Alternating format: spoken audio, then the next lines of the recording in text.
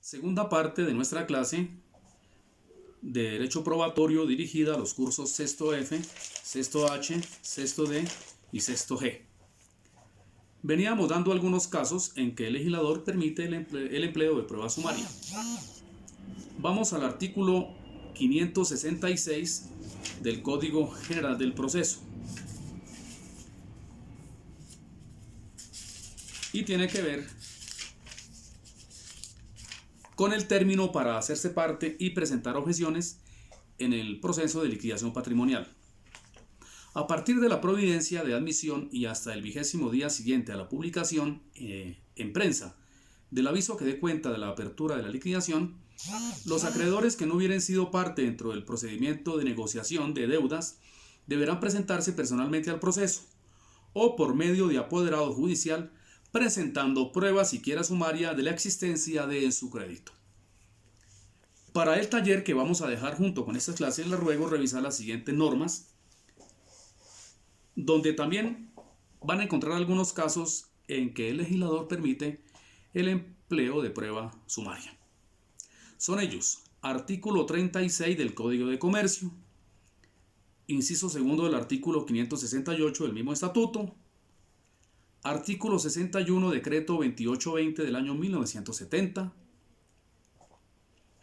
artículo 152, numeral tercero del Código Contencioso Administrativo, artículo 10, ley 393 del año 1997, artículo 27, ley 472 del año 1998 y el artículo 212 y 294 del Código Sustantivo del Trabajo. Van a revisar esa normatividad para algunas preguntas del taller que les dejaré con esta clase. Y vamos a leer un último caso en que el legislador permite el empleo de este medio de prueba sumaria. Y es el artículo 127 del Código Civil. Corrijo, 171 del Código Civil. Dice lo siguiente.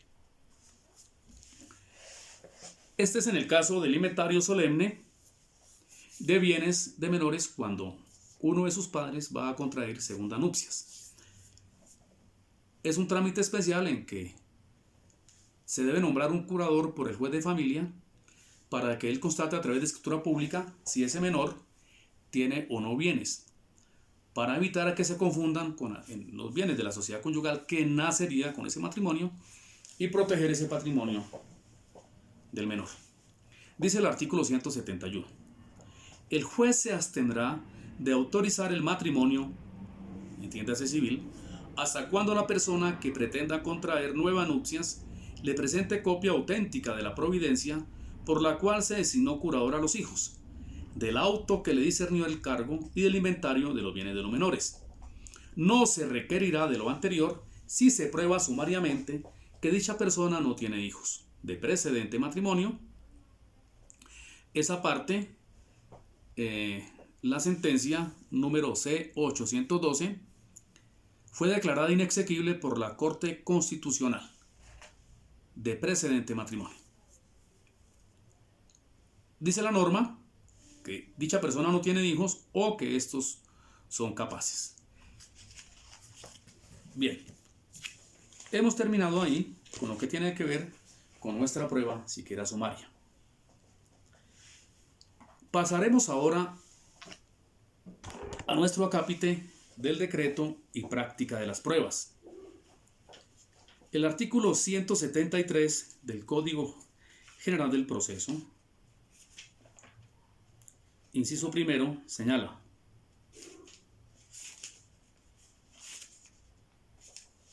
tiene que ver con las oportunidades probatorias. Para que sean apreciadas por el juez, las pruebas deberán solicitarse, practicarse e incorporarse al proceso dentro de los términos y oportunidades señalados para ello en este código.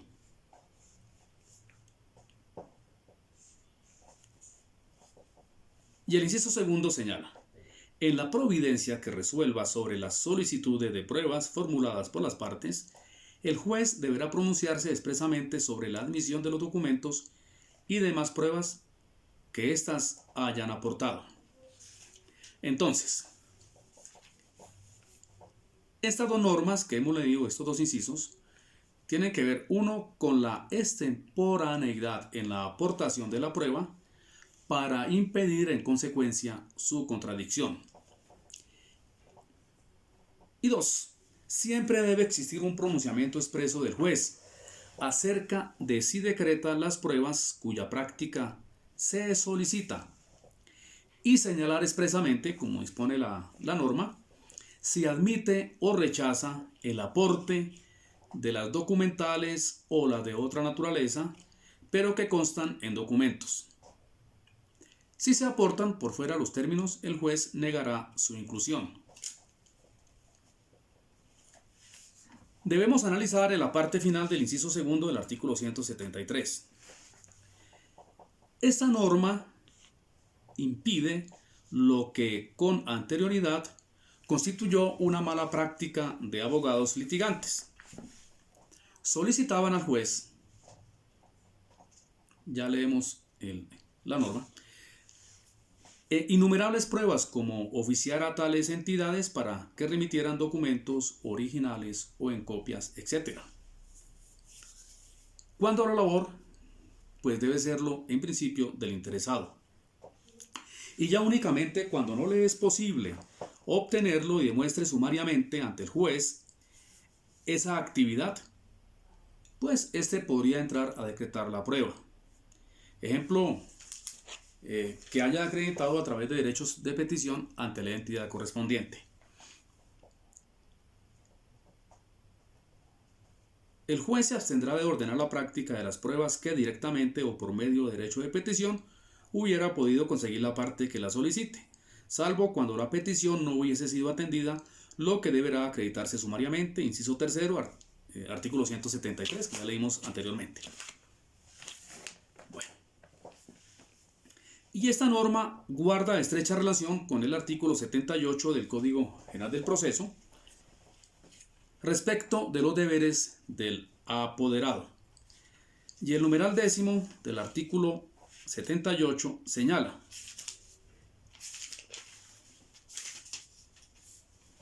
deberes y responsabilidades de las partes y sus apoderados.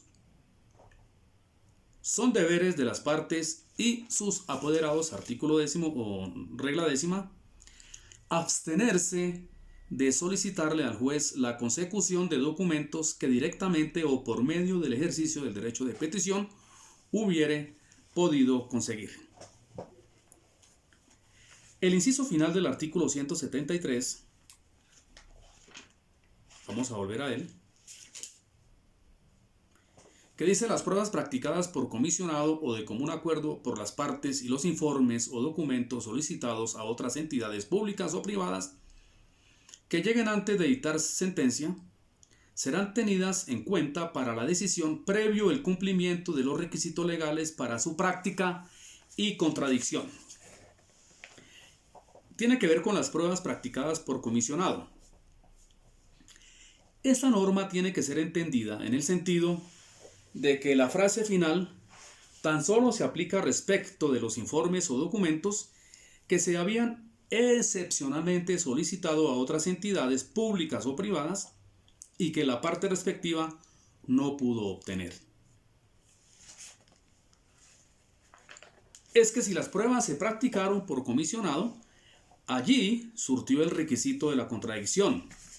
Si se allegan por entidades y no se ha dictado sentencia, que es lo que refiere la norma, pues el juez debe permitir la contradicción poniendo en conocimiento de las partes lo recibido o traído al proceso para que en el término del traslado manifiesten lo que estimen pertinentes. Bien.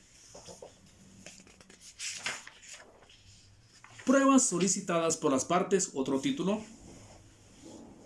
Y vamos con la carga de la prueba. Esta carga de la prueba, como hemos visto en clases anteriores, pues no ha sido abolida. Entonces, significa lo anterior, que son las partes las que tienen la iniciativa por ser las que mejor conocen los hechos que han originado el debate puesto a conocimiento del juez. Entonces, la parte a la parte le corresponde solicitar y aportar las pruebas. Y hay unas oportunidades precisas para solicitar la práctica de estas pruebas. Vamos a leer algunas normas. El artículo... Vamos a hacer una pausa.